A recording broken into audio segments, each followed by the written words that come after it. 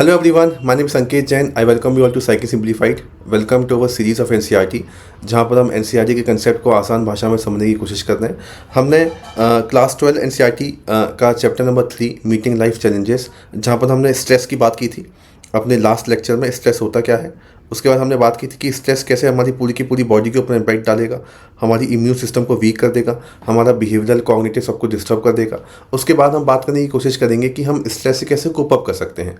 तो how to win, cure क्या है इसके लिए, तो इसको हम समझने की कोशिश करेंगे कि cure, what is the cure related to this. ये इंपॉर्टेंट अनाउंसमेंट आप देख लीजिएगा इसके बारे में। हमारा फाउंडेशन बैच 7 जून से स्टार्ट होने वाला है। These are some of the toppers जिन्होंने हाईएस्ट मार्क लेके आए हैं from psychology optional.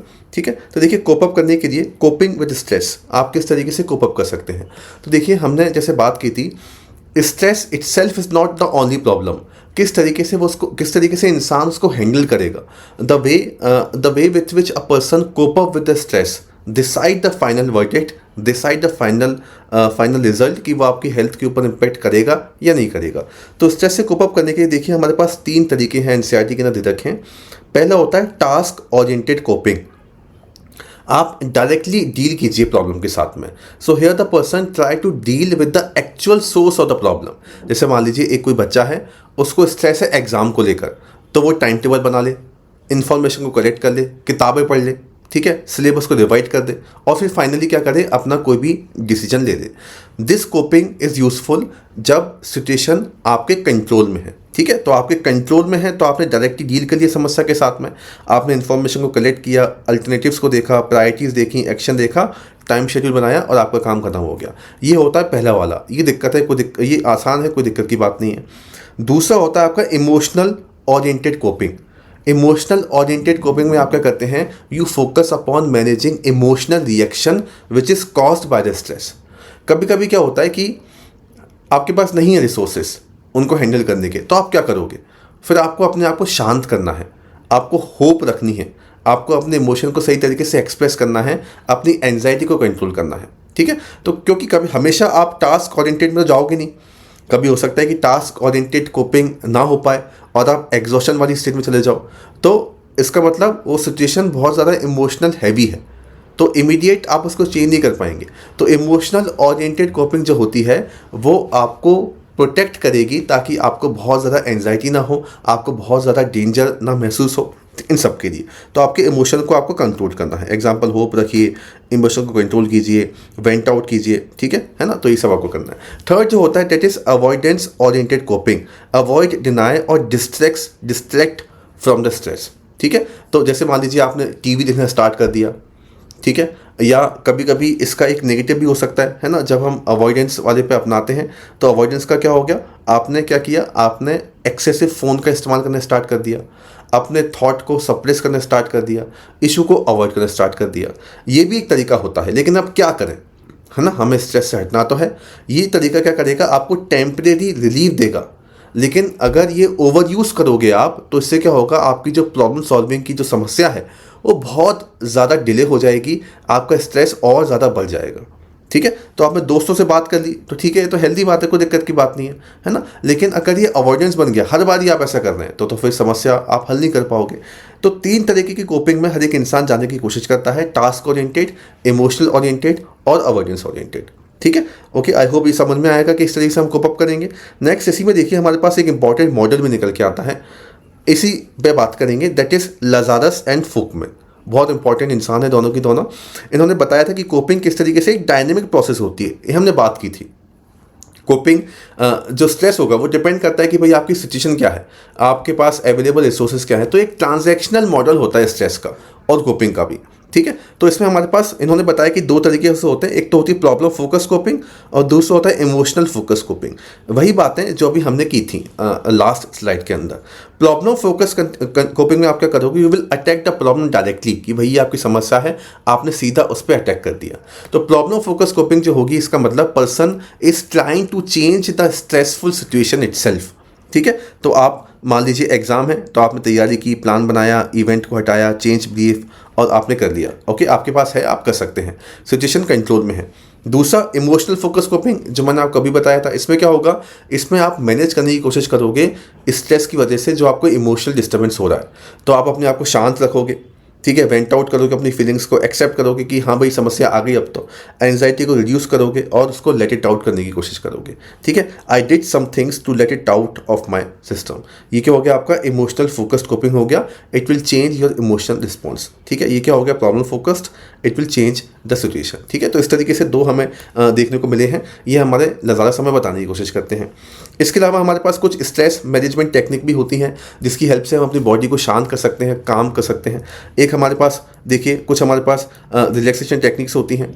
These are the active skills to relax your body and calm down your mind. ठीक है, ओके, इससे क्या होगा, आप देखिए आपकी facial muscles, lower body exercise आप कर सकते हो, अपर बॉडी एक्सरसाइज आप कर सकते हो, डीप ब्रीदिंग हो गया, मसल रिलैक्सेशन हो गया। इससे क्या होगा, स्ट्रेस सिम्टम्स जो होंगे वो अपने आप कम होंगे। क्योंकि क्या होता है, जब पर्सन स्ट्रेस होता है तो उसकी मसल बहुत ज़्यादा टाइट हो जाती है, ब्रीदिंग बहुत ज़्यादा शैलो हो जाती है। ठीक है, बॉडी के अंदर एक अलर्ट स्टेट आ जाती है। लेकिन आप डीप ब्रीदिंग और मसल एक्सरसाइज आप करोगे तो आपकी बॉडी में क्या होगा, एक तरीके का शांति, कामनेस बनी रहेगी। ठीक है, तो this is also very important. आप अपनी बॉडी को रिलैक्स कर सकते हैं। Mindful meditation procedures, meditation definitely science proven technique है।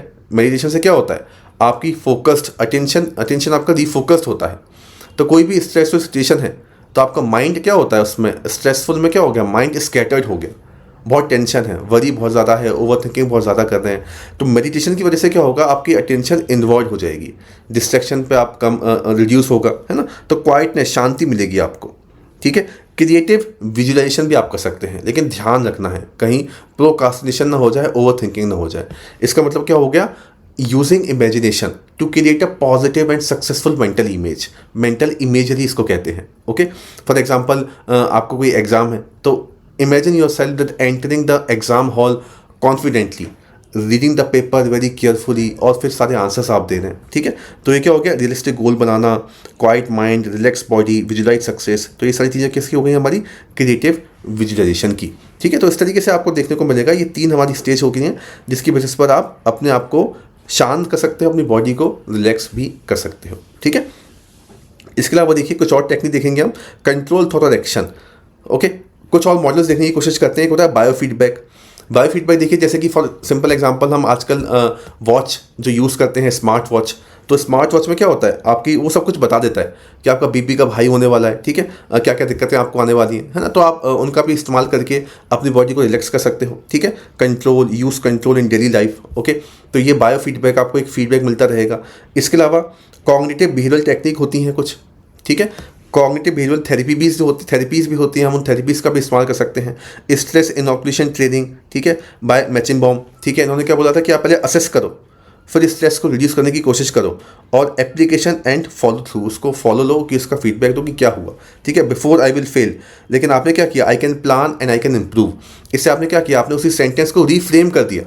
ओके, तो नेगेटिव थॉट को, नेगेटिव सेंटेंस को आपने पॉजिटिव सेंटेंस से रिफ्रेम कर दिया।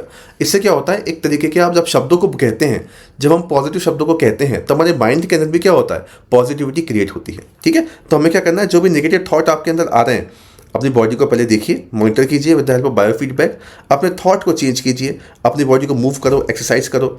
इनसे क्या होगा, आपका स्ट्रेस मैनेज होगा। इसके अलावा पॉजिटिव साइकोलॉजी भी हमें बताने की कोशिश करती है कि पॉजिटिव हेल्थ और हार्डीनेस।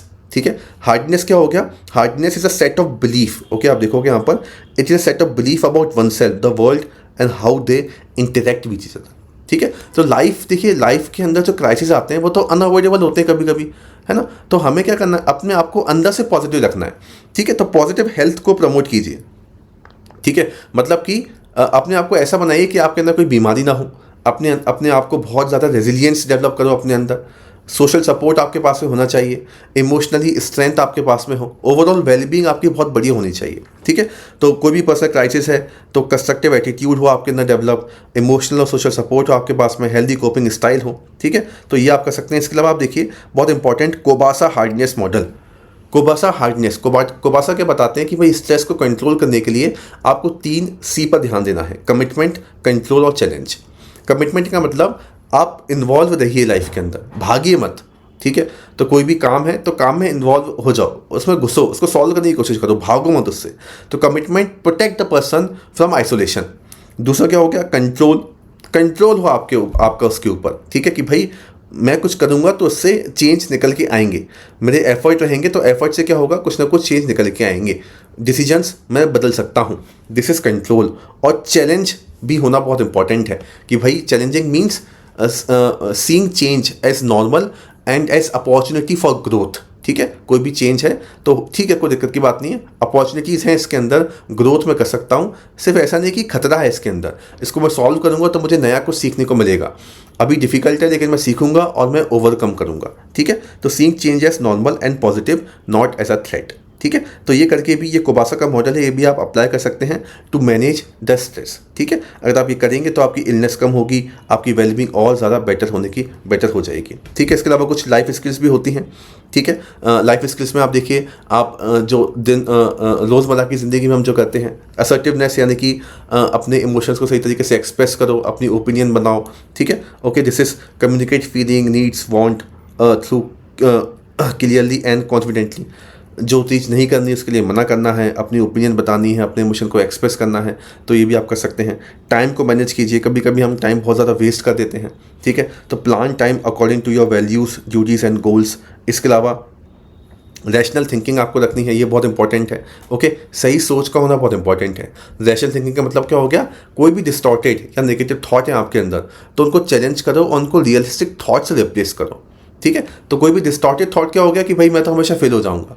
रैशनल थॉट क्या होगा कि भाई नहीं, मैं इसे सीखूंगा और मैं अपने आप को और इम्प्रूव करूंगा। तो think better, speak better, plan better and cope up better, ठीक है। तो ये हमारा फिनोमेना होना चाहिए, ठीक है।